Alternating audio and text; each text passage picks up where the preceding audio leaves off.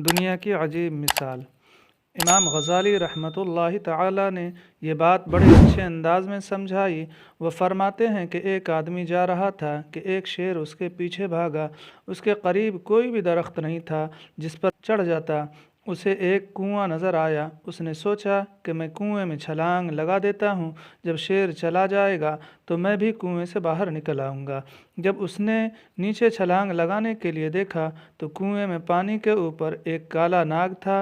अब वो और ज़्यादा परेशान होकर सोचने लगा कि अब मैं क्या करूं। उसे कुएं की दीवार पर कुछ घास उगी हुई नज़र आई।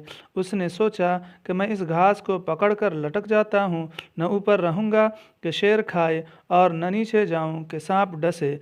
मैं दरमियान में लटक जाता हूं, जब शेर चला जाएगा तो मैं भी बाहर निकल आऊँगा। थोड़ी देर के बाद उसने देखा कि एक काला और सफ़ेद चूहा दोनों उसी घास को काट रहे हैं। जब घास को पकड़कर वो लटक रहा था, उसे और ज़्यादा परेशानी हुई। उसी परेशानी के आलम में जब उसने इधर उधर देखा तो उसे करीब ही शहद की मक्खियों का एक छत्ता नज़र आया।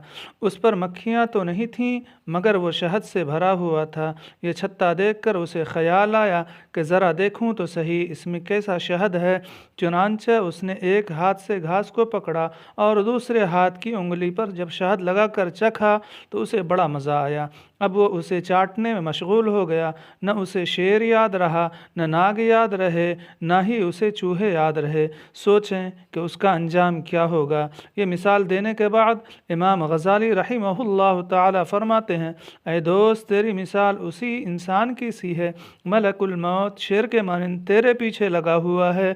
कब्र का अजाब उस सांप की सूरत में तेरे इंतज़ार में है। काला और सफ़ेद चूहा ये तेरी ज़िंदगी के दिन और रात हैं। घास तेरी ज़िंदगी है जिसे चूहे काट रहे हैं, और ये शहद का छत्ता दुनिया की लज्जतें हैं जिनसे लुत्फ़ अंदोज़ होने में तू लगा हुआ है। तुझे कुछ याद नहीं, सोच तेरा अंजाम क्या होगा। वाकई बात यही है कि इंसान दुनिया की लज्जतों में फंसकर अपने रब को नाराज़ कर लेता है। कोई खाने पीने की लज्जत में फंसा हुआ है और कोई अच्छे ओहदे और शोहरत की लज्जत में फंसा हुआ है।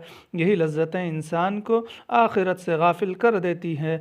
इसलिए जहाँ तर्के दुनिया का लफ्ज़ आएगा, इससे मुराद तर्के लज्जात होगा। सभी से गुजारिश है कि इस तरह के सबक आमूज़ वाक़यात सुनने के लिए हमारे चैनल को लाइक, शेयर, सब्सक्राइब करें ताकि आप तक बआसानी हमारी वीडियोस पहुँच सकें।